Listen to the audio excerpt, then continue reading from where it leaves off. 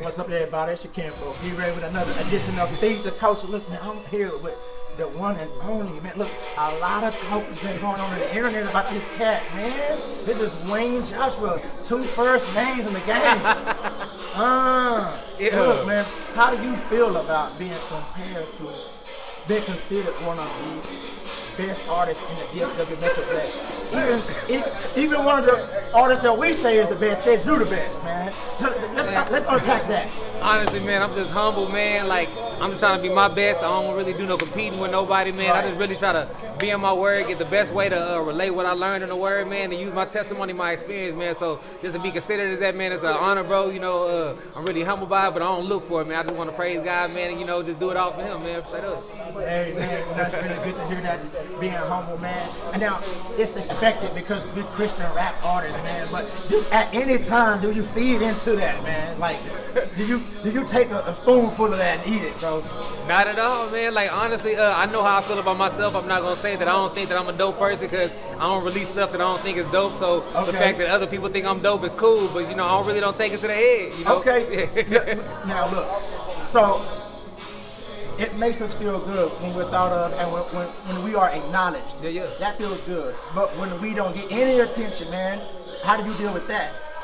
Honestly, man, for a while before I released my most recent big amount of music in my album, I was really at a state to where I was really trying to deal with that, really trying to understand why people didn't vibe with me, and the way that I deal with it is just really honestly understanding that my audience is just one. I know that I do it for God, and I know that if He's proving what I'm doing, then that's all I need. I really don't need nobody else to tell me that I'm dope. I don't need nobody to tell me that what I'm doing is really good and stuff like that, because as long as God knows about it, then that's it, man. It is. Now, it takes some, like, that's something you got to sit down with God and face when you feel like you're putting out art, and art is to be viewed, art is to be listened to, art is to be even criticized in a sense. You know, people look at, oh, wow, that's amazing, wow, that's good, wow, that's trash. Yeah. You know, and so when we don't get it, we have to always reevaluate ourselves, man. At any point that you become bitter or salty, dealing with that?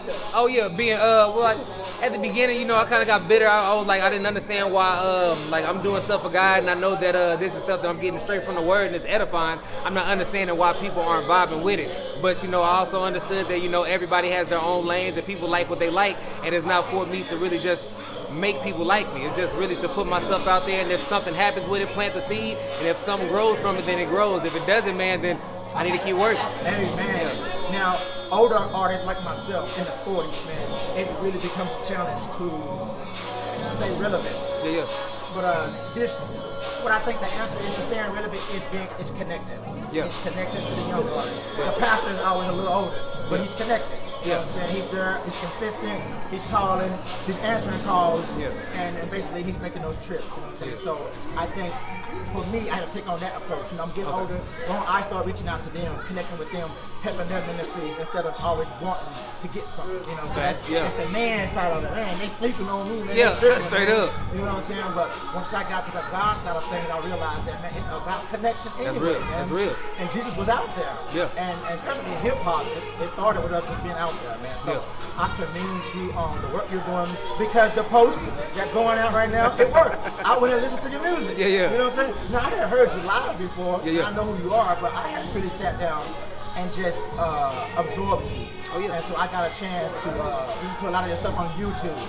But I haven't got a chance to listen to the album yet. Okay. But I listen to a lot of YouTube stuff, and I'm going to, man, because I make it a point to listen to the artists in DFW, man. So we got the interview before we got the real listen. But like I said, I did listen to the stuff that somebody posted you, and I went and checked the music out, you know what I'm saying? So I just wanted to get with you, man, to see how you know what I'm saying, was you taking a slice of that or not, you know? So that was really, just real fun to catch up with you, man. And I appreciate you talking with me. I thank you. What you got coming up, man? Man, honestly, this year I'm really just moving slow and steady. Been just still reading so I can get stuff to actually put out to people. I'm going through a lot of things in life, so a lot of things that I go through in life, I usually go with the word with it. So I just tell people how I make it through it by trusting on the word. So honestly, I'm trying to come up with a small little project. But other than that, I got Faith Fridays that I do, so I'm trying to get them rolling this shit. That's all I'm really worried Faith about. Fridays. Tell us about Faith Fridays. Faith Fridays started as something that I did started in like 2015, a little bit after one of my mixtapes. And it's basically just, it started off as 16 bars, basically just a little 4 segments. Most people know what 16 bars is. Just a little verse basically to encourage people and give people something to edify them, but also encourage them that they're not alone in what they're dealing with. And after a while, I started saying that, instead of just doing a verse, instead of just cutting it off, the Spirit always gave me a lot more. So I just kept writing until I was done. So usually I just come out with a song every Friday and give something to edify and encourage people through the word. Yeah. Amen.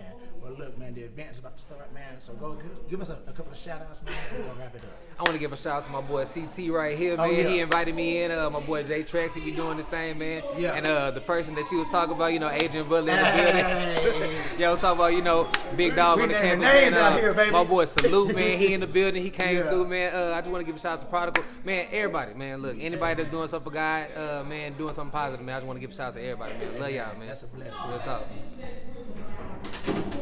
Hey, it don't never